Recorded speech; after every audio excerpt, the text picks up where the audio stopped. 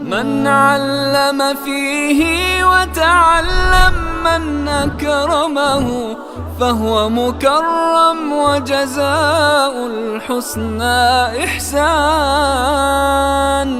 طبتم يا أهل القرآن. اعوذ باللہ من الشیطان الرجیم. بسم اللہ الرحمن الرحیم. رب اشرح لي صدری ویسر لي امری واحلل عقدۃ من لسانی یفقہوا قولی.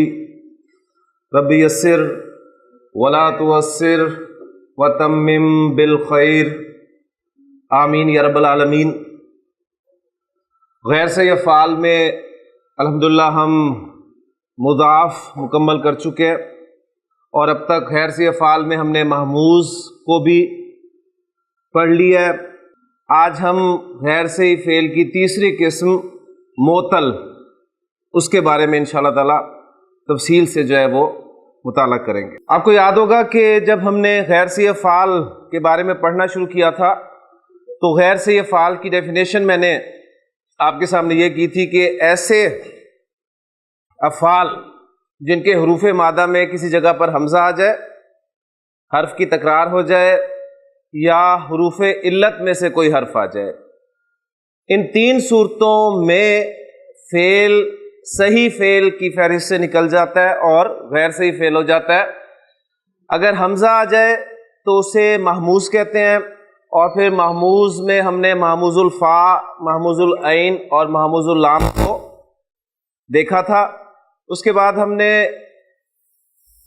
حرف کی تکرار کے حوالے سے مضاف تفصیل سے پڑھا. آج ہم فعل کے حروف مادہ میں حروف علت کے حوالے سے انشاءاللہ تعالی اس سبق کو دیکھ رہے ہیں. تو پہلی بات یہ کہ جب کسی فعل کے حروف مادہ میں کسی جگہ پر حرف علت آ جاتا ہے تو اس کو گرامر کی اصطلاح میں معطل فعل کہتے ہیں. اب وہ حرف علت میں ایگزامپلز آپ کے سامنے رکھتا ہوں تو انشاءاللہ تعالی مزید ایک سٹیپ ہم آگے چلیں گے. مثلا میں کہتا ہوں واو، جیم اور دال. واو آپ کو پتا ہے کہ حرف علت ہے، اور حروف علت کل کتنے ہیں؟ 3 یا 2. ویسے 2 حروف علت ہیں اصل میں اگر دیکھا جائے، واو اور یا. الف جو ہے وہ ان کا سپورٹنگ حرف ہے، وہ انشاءاللہ تعالی مزید جب آپ اس ٹاپک کو پڑھیں گے تو یہ بات آپ کے سامنے مزید کھل کر آئے گی. اور مادہ دوسرا دے رہا ہوں آپ کو، یا، سین، را. تو آپ دیکھ رہے ہیں کہ آپ کا حرف علت واو اور یا ان 2 مادوں میں استعمال ہوا ہے. ایک ایگزامپل اور لکھ رہا ہوں آپ کے سامنے. میں کہتا ہوں قاف، واو اور لام. اس ایگزامپل میں بھی آپ نے دیکھا کہ حرف علت استعمال ہوا ہے. اور اسی کے ساتھ ایک ایگزامپل لکھ رہا ہوں جیم، یا اور حمزہ. اس ایگزامپل میں بھی آپ دیکھ رہے ہیں کہ حرف علت یا استعمال ہوا. ایک گروپ آپ کے سامنے اور لکھ رہا ہوں میں، دال، عین، واو اور ہا، دال، یا. یہ 6 مادے میں نے آپ کے سامنے لکھے ہیں، اور ان 6 مادوں میں آپ دیکھ رہے ہیں کہ حروف علت واو اور یا استعمال ہوئے ہیں. جو پہلا گروپ ہے اس میں اگر آپ غور کریں تو آپ کا جو حرف علت ہے واو یا وہ کس جگہ پر استعمال ہوا ہے؟ فا کلمہ کی جگہ پر استعمال ہوا ہے. یعنی آپ کے فعل کے جو 3 حروف ہیں فا، عین اور لام، ان میں فا کلمہ کی جگہ پر استعمال ہوا ہے. جو دوسرا گروپ ہے اس میں حرف علت کس جگہ پر استعمال ہوا ہے؟ آپ دیکھ رہے ہیں عین کلمہ کی جگہ پر استعمال ہوا ہے. اور جو تیسرا گروپ ہے اس میں حرف علت کس جگہ پر استعمال ہوا ہے؟ لام کلمہ کی جگہ پر استعمال ہوا ہے. تو اب ذرا ذہن میں تازہ کریں، محموز جب ہم نے پڑھا تھا تو حمزہ کے حوالے سے پڑھا تھا کہ حمزہ اگر فا کلمہ کی جگہ پر استعمال ہوگا تو اسے کیا کہیں گے؟ محموز الفا. اگر عین کلمہ کی جگہ پر استعمال ہوگا تو اسے کہیں گے محموز العین، اور لام کلمہ کی جگہ پر استعمال ہوگا تو اسے محموز اللام کہیں گے۔ اب اسی اعتبار سے یہ تینوں گروپس جو ہیں معطل کے گروپ ہیں، ٹھیک؟ جو پہلا گروپ ہے، اگر آپ کا حرف علت فا کلمہ کی جگہ پر استعمال ہو رہا ہے تو اس کو ہم کہیں گے معطل الفا، معطل الفا، جس طرح محموز الفا تھا اسی طرح معطل الفا۔ عین کلمہ کی جگہ پر حرف علت آ رہا ہے تو آپ اسے کہیں گے معطل العین، اور اگر لام کلمہ کی جگہ پر حرف علت آ رہا ہے تو اس کو آپ کہیں گے معطل اللام۔ اب یہ چونکہ نام تھوڑے سے ذرا مشکل ہیں، انہی تینوں کیٹیگریز کے آپ کو ایک اور نام جو ہے گرامر کی کتابوں میں ملیں گے، یعنی جسے ہم معطل الفا کہہ رہے ہیں، اس کو گرامر کی کتابوں میں مثال کے نام سے شو کیا جاتا ہے، یعنی معطل الفا کا دوسرا نام ہے مثال۔ معطل العین اس کا دوسرا نام ہے اجوف،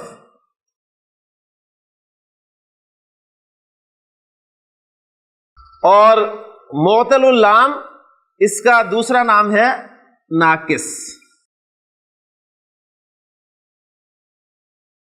تو آپ کی کتاب میں جو فہرست دی گئی تھی وہ اسی اعتبار سے دی گئی تھی کہ محموز، مضاف، مثال، اجوف اور ناقص، لیکن ہم نے وہ تین مین کیٹیگریز بنا کر، یعنی تیسری کیٹیگری ان تینوں کو ہم نے نام دیا معطل کا، اس لیے کہ ان تینوں کا تعلق حروف علت کے ساتھ ہے، اور جس فعل کے حروف مادہ میں حروف علت آ جاتے ہیں اسے معطل کہا جاتا ہے، اور پھر اگر فا کلمہ کی جگہ پر آ رہا ہے تو وہ معطل الفا یا مثال، عین کلمہ کی جگہ پر آ رہا ہے تو معطل العین یا اجوف، اور لام کلمہ کی جگہ پر آ رہا ہے تو معطل اللام یا ناقص کہلائے گا۔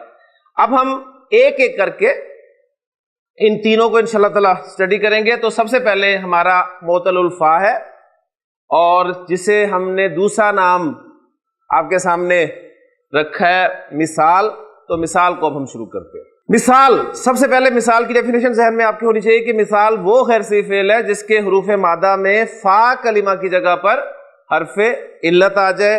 ایگزامپلز آپ کے سامنے جو میں نے لکھی ہیں ان کو ہی دہرا لیتے ہیں۔ ایک ایگزامپل میں نے آپ کو دی تھی، کون سی ایگزامپل دی تھی جی؟ واو، جیم، دال اور یا، سین، را۔ اب ہم چونکہ مثال پڑھ رہے ہیں تو مثال میں بھی اب آپ کی فردر ڈویژن آپ کے سامنے آ رہی ہے کہ اگر حرف علت واو ہو تو اس کو آپ مثال واوی کہیں گے،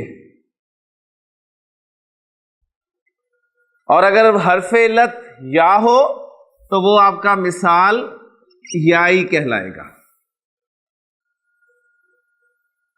ٹھیک ہو گیا؟ ابھی دیکھیں چیزیں اسی طرح آگے بڑھتی جاتی ہیں، آپ ان کی ڈیٹیلز میں جاتے جاتے ہیں تو کوئی مشکل کام نہیں ہے۔ اب مثال واوی اور مثال یائی، اب ہم چونکہ پڑھ رہے ہیں غیر صحیح افعال کو چینجز کے حوالے سے کہ جب بھی کوئی فعل غیر صحیح فعل ہو جاتا ہے تو وہ جو گردان ہے ماضی اور مضارع کی ابھی تک جو ہم نے پڑھی ہیں ان میں چینجز آتی ہیں، اور چینجز کہاں کہاں آتی ہیں، کن کن سچویشنز میں آتی ہیں یا کن رولز کے تحت آتی ہیں، وہ ہم دیکھ رہے ہیں۔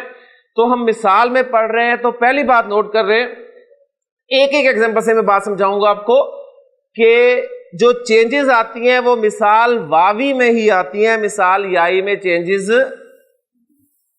نہیں آتی۔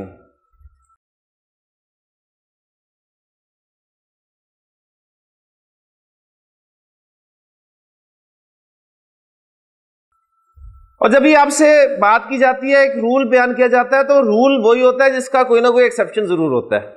تو اگر آپ کے سامنے کوئی ایسی ایگزامپل آ جائے تو اسے ایکسیپشن کہہ کے آپ اگنور کر سکتے ہیں، ورنہ قاعدہ جو ہے وہ یہی ہے کہ چینجز جو ہیں مثال واوی میں ہی آئیں گی، مثال یائی میں چینجز نہیں آتی۔ لہٰذا ہم مثال واوی کو ہی اس سبق میں پڑھیں گے۔ اب آگے چلتے ہیں کہ وہ جو چینجز آئیں گی 6 ابواب ثلاثی مجرد کے جو ابواب پڑے ہیں ان کے حوالے سے پہلی بات تو نوٹ کریں کہ یہ مثال واوی جو ہے یہ ثلاثی مجرد کے کس کس باب سے آتا ہے. تو پہلی بات یہ کہ باب نصرہ ینصرو کو چھوڑ کر مثال واوی باقی 5 ابواب سے استعمال ہوتا ہے. ٹھیک، باب نصرہ سے عربی زبان میں استعمال ہی نہیں ہوتا. باقی 5 جو ابواب ہیں آپ کے باب ضرب یضرب، باب فتح یفتح، باب سمع یسمع، باب حسب یحسب اور باب کرم یکرم، ان تمام ابواب سے استعمال ہوگا. صرف باب نصرہ ینصرو سے نہیں آتا. تو اب ہمارے پاس اور مختصر ہو گیا کام، ایک باب نکل گیا، 5 باب رہ گئے. اب وہ جو 5 ابواب رہ گئے ہیں، 5 ابواب کے حوالے سے مزید اس میں ہم کمی کرتے ہیں کہ جو چینجز آتی ہیں وہ صرف 2 ابواب میں آتی ہیں. چینجز آتی ہیں صرف 2 ابواب میں آتی ہیں. وہ 2 ابواب کون کون سے ہیں؟ نمبر 1 ہا اور نمبر 2 ضاد. ہا سے مراد حاسبہ یحسب اور ضاد سے مراد ضرب یضرب. کلیئر ہو گیا؟ اچھا، باب فا جو ہے اس کے کچھ مادوں میں چینجز آتی ہیں اور کچھ میں نہیں آتی، لیکن چونکہ چینجز آ جاتی ہیں اس لیے باب فا کو بھی ہم اس میں شامل کر لیتے ہیں. تو 3 ابواب اب آپ کے سامنے ہو گئے، باب ہا، باب ضاد اور باب فا. اب اگلی بات کہ چینجز آتی کہاں کہاں ہے. ماضی میں آتی ہیں، مضارع میں آتی ہیں، کن صیغوں میں آتی ہیں؟ یہ اگلا سٹیپ ہمارا یہ ہے. تو بہت آسان ہے. چینجز جو آتی ہیں وہ صرف ان ابواب سے مضارع معروف کی گردان میں آتی ہیں. چینجز جو ہیں وہ صرف مضارع معروف کی گردان میں آتی ہیں. اب دیکھیں آہستہ آہستہ ہمارا کام آسان ہوتا جا رہا ہے. یہاں تک میں بات اپنی دوبارہ دہرا دیتا ہوں تاکہ پھر اب ہم دیکھیں کہ وہ چینجز آتی کیا ہے.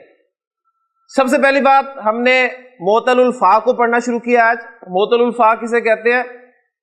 ایسا غیر صحیح فعل جس کے حروف مادہ میں فا کلمہ کی جگہ پر حرف علت آ جائے، اور اس کو مثال بھی کہا جاتا ہے. اور مثال اس کا زیادہ مشہور نام ہے، اس لیے ہم نے مثال کو سامنے رکھ کر جو ہے اس ٹاپک کو شروع کیا. پھر اگر حرف علت واو آ رہا ہے فا کلمہ کی جگہ پر تو ہم نے اس کو مثال واوی کا نام دیا، اور اگر یا آ رہا ہے تو ہم نے اس کو مثال یائی کا نام دیا. پھر مثال یائی میں چینجز نہیں آتی، ہم نے اسے اپنی فہرست سے نکال دیا، اپنے مطالعے سے نکال دیا. ہمارے پاس صرف رہ گیا مثال واوی. پھر مثال واوی کو ہم نے تفصیل سے پڑھنا شروع کیا. تو پہلی بات یہ کہ مثال واوی باب نصرہ ینصرو سے استعمال ہی نہیں ہوتا. تو اب ہمارے پاس 5 ابواب رہ گئے. اب ان 5 ابواب میں ہم دیکھیں گے کہ ہم نے کیا کرنا ہے. ان 5 ابواب کے حوالے سے اگلی بات جو ہمارے سامنے آئی وہ یہ کہ باب حاسبہ یحسب، باب ضرب یضرب اور باب فتح یفتح، ان 3 ابواب میں چینجز آتی ہیں. تو 2 اور نکل گئے. کون کون سے نکل گئے؟ سین بھی نکل گیا اور کاف بھی نکل گیا. 2 ابواب نکل گئے. تو اب ہمارا فوکس ان 3 ابواب پہ رہ گیا. اب ان 3 ابواب پہ جب ہم نے فوکس کیا تو ہمارے سامنے اگلی بات یہ آئی کہ جو چینجز آتی ہیں وہ صرف مضارع معروف کی گردان میں آتی ہیں. جب آپ نے مضارع معروف کی گردان کو مینشن کیا تو اس کا مطلب ہے کہ ماضی معروف کی گردان نکل گئی. یعنی ماضی معروف کی گردان ایز اٹ از ہوگی جس طرح نارمل فعل کی ہوتی ہے. اسی طرح ماضی مجہول کی گردان بھی نکل گئی. ٹھیک ہے نا؟ ماضی مجہول کی گردان بھی بالکل اسی طرح ہوگی جس طرح صحیح فعل کی گردان ہوتی ہے. پھر مضارع مجہول کی گردان بھی نکل گئی. ٹھیک، یعنی صرف مضارع معروف لکھا ہوا ہے تو مضارع معروف کی گردان میں چینجز ہوتی ہیں. اور وہ چینجز کیا ہوتی ہیں وہ آپ کو ان ابواب کی ترتیب بتا دے گی. ان تینوں حروف کو ذرا اکٹھا کر کے پڑھیں، کیا بنتا ہے؟ حذف.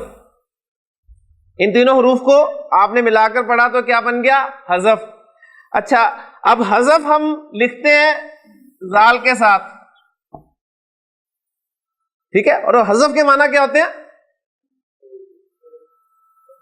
نکال دینا. ٹھیک ہے، تو جو چینج آتی ہے مضارع معروف کی گردان میں وہ یہ آتی ہے کہ ان ابواب کی مضارع معروف کی گردان سے واو جو ہے وہ حذف ہو جاتا ہے، واو حذف ہو جاتا ہے. یہ آپ کا مثال واوی کا خلاصہ. ٹھیک ہو گیا؟ لیں جی، اگر بات سمجھ میں آگے تو ابھی مادے کرتے ہیں تو انشاءاللہ تعالی سب کچھ کلیئر ہو جائے گا. لیں جی، ہم نے ان 3 ابواب کو ڈسکس کرنا ہے. باقی جو 2 ابواب ہیں جن میں واو حذف نہیں ہوتا اس کو ہم ڈسکس ہی نہیں کریں گے کیونکہ ہم چینجز کے حوالے سے اس ٹاپک کو پڑھ رہے ہیں. تو واو جیم دال یہ استعمال ہوتا ہے باب ضاد سے. ہاں جی، پہلا کام مادے کو دیکھ کر، باب کو دیکھ کر آپ نے ماضی اور مضارع کا جو پہلا سیکھ بنانا ہے وہ کیا ہے؟ وجدہ. اب دیکھیں ذرا نارمل بنائیں، پہلے نارمل، پہلا نارمل بنائیں. ضرب یضرب، وجدہ یوجد. تو ماضی میں تو چینج ہونی نہیں، یہ تو ہم پڑھ چکے ہیں. صرف مضارع معروف کی گردان میں چینج ہوگی، اور چینج کیا ہوگی؟ واو حذف ہو جائے گا، واو ڈراپ ہو جائے گا. کیا بچ گیا؟ یجد. وجد یجد. لیں جی، یجد سے گردان. یجد تجد تجد اجد نجد. یجدانی تجدانی تجدانی تجدانی. یجدونا یجدنا تجدونا تجدنا تجدینا. اتنی سی بات تھی. اور وجدہ تو گردان ماضی نو چینج. وجدہ وجدہ وجدو وجدت وجدتا وجدنا وجدتا وجدتما وجدتم وجدتی وجدتما وجدتنا وجدتو وجدنا. نو چینج. ٹھیک ہے جی. تو وجدہ یجدو کے معنی ہوتے ہیں پانا. ٹھیک ہے. وہ وجدہ کا اس نے پایا تجھے. ٹھیک ہے. ضالن فہدا. ووجدک عائلا فاغنا. قرآن مجید میں استعمال ہوا. پھر یہ بھی مادہ استعمال ہوا ہے. ایک مادہ اور پریکٹس کرتے ہیں. واو عین دال. جی باب ذرا بس ہی پریکٹس کروا رہا ہوں آپ کو. ماضی کیا بنا؟ وعدہ. اور مضارع اب یہ سٹیپ سکپ کر دیں. کیا بن جائے گا؟ یعدو. وعدہ یعدو. یعدو تعدو تعدو عائدو نائدو. یعدانی تعدانی تعدانی تعدانی. یعدونا یعدنا تعدونا تعدنا تعدینا. ایک مادہ اور کریں. واو زا اور را. جی ماضی کیا بنا؟ وزرا. باب ذرا بس ایک کثرت سے استعمال ہوتا ہے. وزرا یزرو. وزرا یزرو. یزرو تزرو تزرو ازرو نزرو. یزرانی تزرانی تزرانی تزرانی. یزرونا یزرنا تزرونا تزرنا تزرینا. وزرا یزرو کے معنی ہوتے ہیں بوجھ اٹھانا. بوجھ اٹھانا. اسی سے لفظ بنتا ہے وزر. وزر بوجھ کو کہتے ہیں. اب دیکھیں قرآن مجید کی وہ آیت آپ کے سامنے آنی چاہیے کہ لا تزرو. لا تزرو سیکھا کون سا ہے؟ تزرو. یعنی یہاں آپ کا ذہن جا رہا ہوگا یزرو تزرو. تزرو دو جگہ آ رہے. تو واحد مؤنث غائب کا سیکھا یا واحد مذکر حاضر کا سیکھا. ٹھیک ہے. اب یہاں تک آپ دونوں ترجمے کر سکتے ہیں اس سٹیپ تک کہ وہ بوجھ نہیں اٹھائے گی یا تو بوجھ نہیں اٹھائے گا. یہاں تک دونوں ترجمے جو ہیں ممکن ہیں. لیکن لا تزرو وازرتن. اب آگے حالت رفع میں اسم آ گیا تو یہ اس تزرو کا فاعل ہو گیا. اگر یہ حاضر کا صیغہ ہوتا تو فاعل کبھی بھی ظاہر نہ ہوتا. سیکنڈ پرسن میں فاعل تو ظاہر نہیں ہوتا نا. یعنی فاعل ظاہر کس صورت میں ہوتا ہے؟ صرف تھرڈ پرسن کی صورت میں ہوتا ہے. تو لہذا اب کنفرم ہو گیا کہ یہ واحد مؤنث غائب کا صیغہ ہے. لا تزرو وازرتن. کوئی بوجھ اٹھانے والی بوجھ نہیں اٹھائے گی. ٹھیک ہے. لا تزرو وازرتن وزر اخرى. وزر اخرى. یہ وزر اخرى کیا ہے جی دانش؟ وزر اخرى آسانی کر دیا آپ کے لیے گلزار صاحب نے. مرکب اضافی. دیکھیں میں لکھتا ہوں آپ کے سامنے, کسی دوسری کا بوجھ. مرکب اضافی, بوجھ مضاف اور کوئی دوسری مضاف ہے. بوجھ کے لیے وزر, وزرن, اور دوسری اس کے لیے اخرى. اخرى مؤنث لفظ ہے, دوسری بتا رہا ہے آپ کو, یعنی اس کا مذکر کیا ہوگا؟ دوسرا. اور دوسرے کے عربی شاید میں آپ کو پہلے بتا چکا ہوں, آخرو. آخرو دوسرا, اور اس کی مؤنث اخرى دوسری. اب اس کو ہم نے مرکب اضافی بنانا ہے. مضاف ہے, مضاف پر الف لام داخل نہیں ہوتا, اعراب ہلکا ہوتا ہے, تو کیا بن گیا؟ وزرو. اور مضاف ہے, حالت جر میں ہوتا ہے, تو اخرى اخرى اخرى, تو وزرو اخرى کسی دوسری کا بوجھ. اب یہ وزرو اخرى جملے میں مفعول بن کر آئے گا تو حالت نصب میں آئے گا, لہذا وزر اخرى. لا تزرو وازرۃ, کوئی بوجھ اٹھانے والی نہیں اٹھائے گی بوجھ کسی دوسری کا بوجھ. اب یہ مؤنث سے مراد کیا ہے؟ نفس, جان. یعنی کوئی جان قیامت کے دن کسی دوسری جان کا بوجھ نہیں اٹھائے گی. جو کچھ جھیلنا ہے وہ خود ہی جھیلنا پڑے. لے جی, باب ضربہ سے ہم نے کچھ مادے پریکٹس کر لیے. اب باب ہا سے ایک آدھا مادہ پریکٹس کر لیتے ہیں. مادہ ہے میرے پاس واو, را اور سا, اور باب ہے ہا. جی کیا بنے گا جی؟ نارمل ماضی مضارع. باب حاسبہ وارثہ, حاسبہ وارثہ. نارمل یورثو, یورثو. لیکن چونکہ مضارع معروف کی گردان سے واو ڈراپ ہونا ہے, واو ڈراپ کرنے کے بعد کیا بن گیا؟ یارثو. وارثہ یارثو. یارثو سے گردان یارثو تارثو تارثو تارثو نارثو. یارثانی تارثانی تارثانی تارثانی, یارثونا یارثنا, تارثونا تارثنا تارثینا. وارثہ وارث ہونا. وارث ہوا کیا عربی ہوگی جی؟ وارثہ. وہ وارث ہوا, وارثہ. ایک ایگزامپل ماضی کی بھی رکھ دوں تو یہ نہ ہو کہ ماضی بھول جائے آپ. وہ وارث ہوا. سلیمان وارث ہوا. وارثہ سلیمانو, فاعل ہے نا, سلیمان وارث ہوا. سلیمان وارث ہوا داود کا. داودا. تو قرآن مجید کی آیت کا ایک حصہ آپ کے سامنے آ گیا. وہ وارثہ سلیمانو داودا. اور حضرت سلیمان علیہ السلام حضرت داود علیہ السلام کے وارث ہوئے. جی سیکھا پہچانے کون سے ہے؟ نارثو.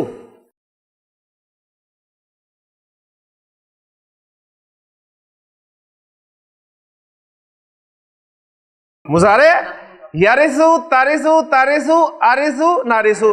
الف آ گیا تو انا, اور نون آ گیا تو نحنو. نارثو ہم وارث ہوں گے. ٹھیک ہے نا, نارثو یہ ترجمہ کیا گیا. نارث الارض, ہم زمین کے وارث ہوں گے. واہ زمین, اور آگے بھی آ رہا ہے من فیہا, اور جو کچھ اس پر ہے. اب یہ ہا کی ضمیر کہاں جا رہی ہے؟ الارض کی طرف. جب یہ تھرڈ پرسن کی ضمیر آئے مذکر و مؤنث کو اسے لازمی لوٹایا کریں کہ وہ کس کے لیے استعمال ہوئی, کیونکہ ضمیر جو ہے کسی نہ کسی ناؤن کے لیے استعمال ہوئی. نارث الارض ومن علیہا, ہم وارث ہوں گے زمین کے اور جو کچھ اس کے اوپر ہے. جملہ فعلیہ, جملہ فعلیہ نا, جملہ فعلیہ کو ذرا اسمیہ میں کنورٹ کریں, کیونکہ خیر سے افعال سے شروع کیے ہم نے, یہ چیزیں سب سائڈ پہ کر دی ہیں تو ذرا ذہن میں تازہ ہو جائے. جملہ فعلیہ کو اسمیہ میں کنورٹ کیسے کرتے ہیں جی؟ کرتے کیا ہیں, فارمولا بتائیں. فاعل کو اٹھاتے ہیں اور فعل سے پہلے لے آتے ہیں. ہاں جی, فاعل کہاں ہے؟ فاعل کہاں ہے؟ فاعل اس کے اندر. فاعل جب بھی کوئی فعل معروف آئے گا اس کا فاعل ضرور ہوگا. اب وہ فاعل یا تو ضمیر کی صورت میں ہوگا یا ظاہر ہوگا. تو اس صورت میں, اور وہ ظاہر دیکھیں صرف تھرڈ پرسن کی صورت میں ہوگا. جب بھی آپ کو, بہت اہم پوائنٹ بتانے لگا ہوں, جب بھی آپ کو گردان میں سے صیغہ نمبر 1 یا 4 کے علاوہ کوئی صیغہ نظر آئے تو آپ کو آگے فاعل ڈھونڈنے کی ضرورت ہی نہیں ہے, اس کے ساتھ ہی فاعل موجود ہے. صیغہ نمبر 1 یا 4 کے علاوہ کوئی صیغہ نظر آ جائے تو آپ کو آگے فاعل ڈھونڈنے کی ضرورت ہی نہیں, آگے جانا ہی نہیں. ہاں اگر 1 اور 4 ہے تو ہو سکتا ہے کہ فاعل آگے آ جائے, اس میں پاسبلٹی ہے, اور یہ بھی ہو سکتا ہے کہ ضمیر کی صورت میں ہو, وہاں پر دونوں صورتیں ہیں. لیکن 12 صیغوں میں دوسری پاسبلٹی ہے ہی نہیں. ٹھیک ہو گیا, بہت اہم پوائنٹ ہے. قرآن مجید جب آپ پڑھیں گے تو آپ انشاءاللہ تعالیٰ آدھا کام آپ کا یہی ہو جائے گا. تو نارثو, اس کے اندر جو وہ فاعل نحنو ہے اسے باہر نکال دے. ہاں جی, جملہ فعلیہ سے اسمیہ میں کنورٹ کیوں کرتے ہیں؟ زور پیدا کرنے کے لیے. ہم وارث ہوں گے زمین کے, 2 دفعہ ہم آ گیا ایسے نا, نحنو ہم, نارثو ہم وارث ہوں گے الارض ومن علیہا. اچھا جی, اب یہ جملہ اسمیہ بن گیا. جملہ اسمیہ میں ذرا زور پیدا کریں. کیسے پیدا کرتے ہیں؟ انا لگاتے ہیں نا, پہلے انا لگاتے ہیں, پھر لام لگاتے ہیں, پھر قسم کھاتے ہیں. ٹھیک ہے, انا لگائے. اس کے شروع میں جب انا لگا, اور ایک فارمولا میں نے آپ کو دیا ہوا ہے کہ انا پلس انا از اکول ٹو انی, اور انا پلس نحنو از اکول ٹو انا. انا یا اننا, تو زیادہ انا استعمال ہوتا ہے, تو یہ کیا بن گیا جی؟ انا نارث الارض ومن علیہا. اب ذرا زور گنے, زور گنے. نارث الارض ومن علیہا, کلام کس کا ہے؟ اللہ کا. زور پہلا زور. دوسرا زور, جملہ فعلیہ میں بات نہیں ہوئی, نحنو نارث الارض ومن علیہا, جملہ اسمیہ میں بات ہوئی, ایک اور زور آ گیا. پھر تیسرا زور آیا, انا داخل ہو گیا, انا نارث الارض ومن علیہا, 3 زور ہو گئے. اب ایک زور اور پیدا کریں, حصر کا مفہوم پیدا کریں. جملہ اسمیہ میں حصر کا مفہوم کیسے پیدا کرتے ہیں؟ یعنی ہی کا مفہوم مبتدا اور خبر کے درمیان میں. اب ذرا غور کریں, آپ کا نحنو مبتدا تھا نا, یہ نحنو مبتدا اور یہ نارث الارض ومن علیہا پورا جملہ جو ہے یہ خبر بن گیا. اب آپ انا کی وجہ سے وہ اسم بن گیا اس کا, اور یہ اس کی خبر بن گئی. اب آپ اس میں حصر کا مفہوم پیدا کرنا چاہتے ہیں, ہی کا مفہوم پیدا کرنا چاہتے ہیں, تو کیا کرتے ہیں؟ مبتدا اور خبر کے درمیان میں ایک حالت رفع والی ضمیر لاتے ہیں جو مبتدا کے مطابق ہوتی ہے. وہ کون سی آئے گی؟ نحنو. ٹھیک ہے, انا نحنو نارث الارض ومن علیہا. ٹھیک ہے, اب دیکھیں انا, ذرا ترجمہ دیکھیں. انا بے شک, ہم, نحنو ہم, نارثو ہم وارث ہوں گے. بے شک ہم وارث ہوں گے. اب مجھے بتائیں, کوئی زبان, اردو لے لیں, انگریزی لے لیں, آپ کو یہ اسلوب کسی بھی زبان میں بھلا نہیں لگے گا. ہم کو 3 دفعہ استعمال کرتے ہیں اردو میں, عجیب نہیں لگتا؟ انگریزی میں آپ انڈیڈ وی بات نہیں بنتی. لیکن عربی کی دیکھیں خوبصورتی, انا نحن نارث الارض ومن علیہا. اب ترجمہ میں نے کہا نا, عربی پڑھنے کے بعد ترجمہ جو ہے وہ سائڈ پہ ہو جاتا ہے, آپ کر ہی نہیں سکتے, آپ صرف اس کو محسوس کر سکتے ہیں. اب دیکھیں یہ جو ہم اس دنیا میں جمع کر رہے ہیں, دنیا میں جو کچھ جمع کر رہے ہیں, کس کے لیے جمع کر رہے ہیں؟ نبی کریم صلی اللہ علیہ وسلم نے کل بھی مال کے حوالے سے حدیث سامنے کیا, اور میں نے ایک دو باتیں آپ کے سامنے کی تھی, تو ذرا اسی مضمون کو سامنے رکھیں. نبی کریم صلی اللہ علیہ وسلم نے فرمایا کہ یقول العبد مالی مالی مالی, بندہ کہتا ہے میرا مال میرا مال میرا مال. آپ نے فرمایا کہ اس کا مال کہاں ہے؟ اس کا مال ہے جو اس نے کھا لیا,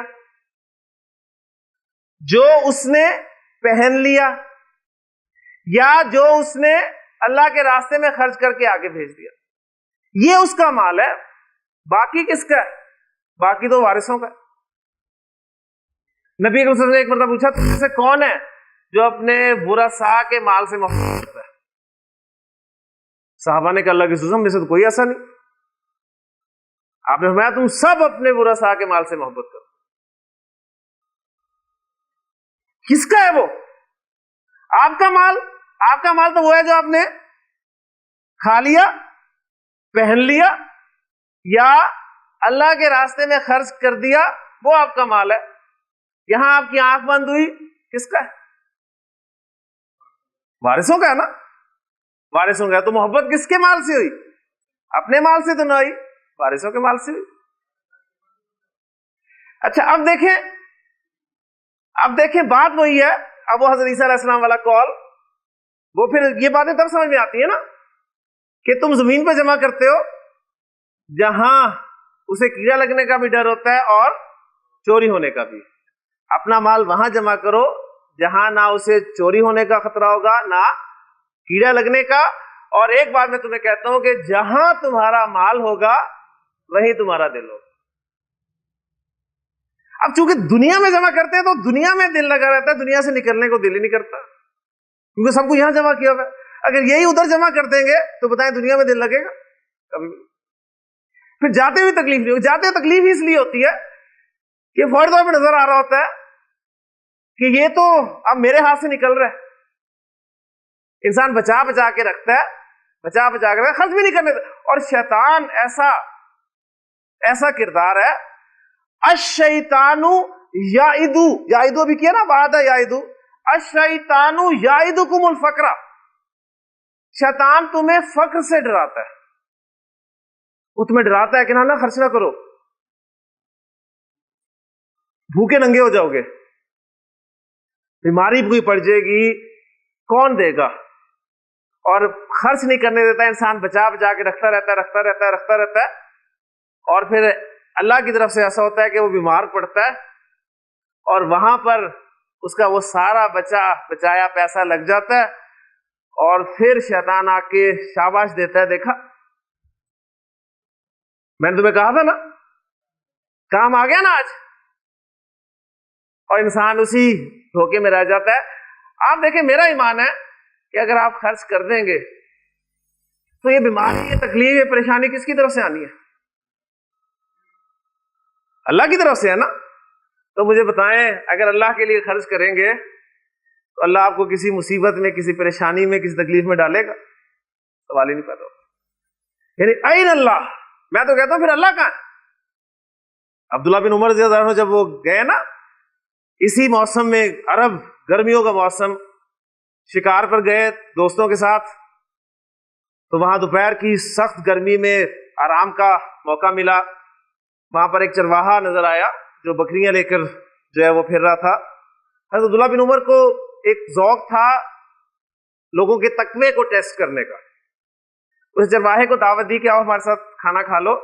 اس نے کہا جی انی صائمن, میرا روزہ ہے.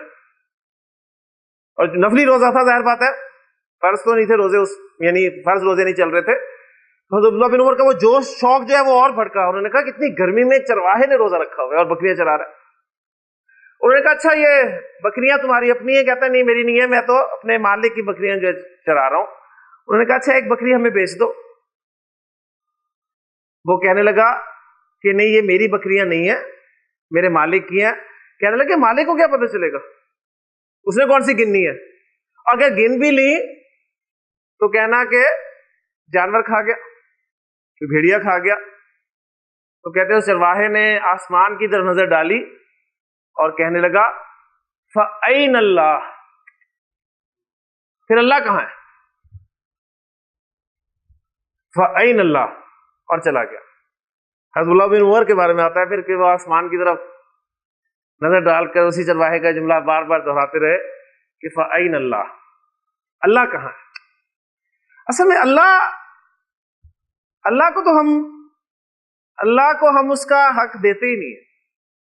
اللہ کو تو ہم نے اپنے سب کاموں سے نکالا ہوا ہے معاذ اللہ.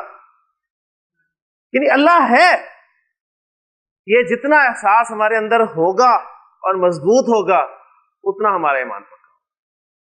اللہ ہے, اور یہ قرآن جو ہے یہ آپ کو اسی احساس کو پختہ کرنے میں مدد دیتا ہے کہ اللہ ہے. نبی صلی اللہ علیہ وسلم نے الفاظ یاد ہے نا, وہ جب غار میں تھے تو کیا فرمایا حضرت ابوبکر سے, لا تحزن, ڈر مت, ان اللہ معنا, اللہ ہمارے ساتھ. جب یہ احساس ہمارے اندر پیدا ہو جائے کہ اللہ ہمارے ساتھ ہے پھر کوئی پریشانی نہیں ہوگی. لیکن شیطان, الشیطان یعدکم الفقر, وہ تمہیں فقر سے ڈراتا ہے, خرچ کرنے ہی نہیں دے گا, کبھی نہیں خرچ کرنے دے گا. تو بہرحال اب دیکھیں کون وارث ہوگا. اللہ تعالیٰ بیان فرما رہے ہیں جب عرب کے سامنے یہ آیت آئی ہوگی کہ انا نحن نارث الارض ومن علیہا, تو انہیں کتنا یقین آیا ہوگا کہ یہ جو سب کچھ ہے. جب دیکھیں آپ ختم ہوئے, وارث بنے اولاد, وہ ختم ہوں گی ان کی اولاد, وہ ختم ہوگی ان کی اولاد, اینڈ پہ جب یہ دنیا ختم ہو جائے گی تو سب کچھ کہاں جائے گا, کون وارث ہوگا؟ اللہ. ٹھیک ہے نا, اللہ وارث. تو وہی ہے مفہوم کہ انا نحن نارث الارض ومن علیہا. یعنی اللہ تعالیٰ بار بار اسی بات کا قرآن مجید میں ذکر کرتے ہیں. متقین کی صفات آ رہی ہے وَمِمَّا رَزَقْنَاهُمْ يُنْفِقُونَ, اس میں سے جو ہم نے انہیں عطا کیا خرچ کرتے ہیں. ہم نے عطا کیا, یہ ہماری عطا ہے. ہم شبیر صاحب اسی دھوکے میں رہتے ہیں کہ صبح سے شام تک محنت کرتے ہیں, یا ہم بہت ذہین ہیں, ہم بہت لائق ہیں, ہم ایک پوسٹ پہ ہیں, تو اس کی وجہ سے ہمارے سامنے آ, یہ ہماری محنت کی کمائی ہے, یہ اللہ کی دین ہے, اللہ کا فضل ہے.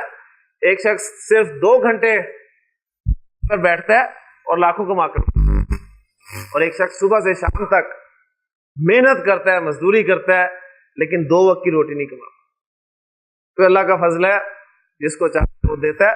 بہرحال قرآن مجید ہماری رہنمائی کرتا ہے, اور یہی قرآن مجید کی ہدایت ہے. اگر قرآن مجید پڑھ کر بھی ہم مال سے ہی محبت کرنے والے بنے تو پھر میں سمجھتا ہوں اس عربی کا بھی ہمیں کوئی فائدہ نہیں ہے. اصل یہی ہے کہ ہمارے اندر تبدیلی آنی چاہیے, یہ ہماری کامیابی ہے. آپ کو غیر سے افعال سارے یاد ہو جائیں, مثال واوی, مثال یائی, اجوف, ناقص, سب پتہ چل جائے, لیکن پیسہ خرچ کرتے ہوئے جان نکلے تو کوئی نہ ناقص کا فائدہ ہے, نہ اجوف کا فائدہ ہے, نہ مثال. مادہ ہے میرے پاس واو, زال اور را. جی با فا سے استعمال کیا بنے گا جی؟ وزرا یوزرو, یوزرو نارمل. لیکن چونکہ با فا سے ہے, یعنی یہاں پر اس ہاں کو بھی ٹک کر دے گی, ہو گیا فا پہ ہم کام کر رہے ہیں, یا واو ڈراپ ہو جائے گی اور کیا بچ جائے گا؟ یزرو. وزرا یزرو کے معنی ہوتے ہیں چھوڑنا. ہاں جی, یزرو سے گردان کریں ذرا. یزرو, تزرو, تزرو, ازرو, نظرو. یزرانی, تزرانی, تزرانی, تزرانی, یزرونا, یزرنا, تزرونا, تزرنا, تزرینا. ہاں جی سیگا پہچانے. تذرونا اونا ساؤنڈ کس کی ہے؟ فعل میں اونا ساؤنڈ کس کی ہے؟ جمع مذکر کی. ٹھیک ہے. اب جمع مذکر غائب ہے یا حاضر ہے کہاں سے پتہ چلے گا؟ علامت مضارع سے. علامت مضارع اگر یا ہے تو غائب ہے, تا ہے تو حاضر ہے. تو جمع مذکر حاضر یہی سیکھا ہوا نا. ترجمہ کریں کیا بنے گا؟ تذرونا تم چھوڑ دیتے ہو. فعل اور فاعل ہاں جی سیکھا آیا تو آگے فاعل مجھے ڈھونڈنے کی ضرورت ہے نہیں نا. کیوں؟ اس لیے کہ پہلے اور چوتھے سیکھے کے علاوہ سیکھا ہے, ساتھ ہی فاعل مینشن فوری طور پہ فاعل مینشن کرتے. اچھا جی تم چھوڑ دیتے ہو, آگے میں مفعول لا رہا ہوں. تذرون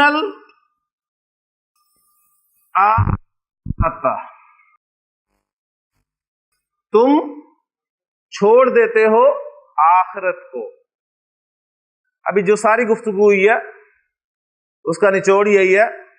تو اللہ تعالیٰ نے قرآن مجید میں فرمایا ہے کلا بل تحبون العاجلہ, کہ تم عاجلہ سے محبت کرتے ہو. عاجلہ کون ہے ڈاکٹر صاحب؟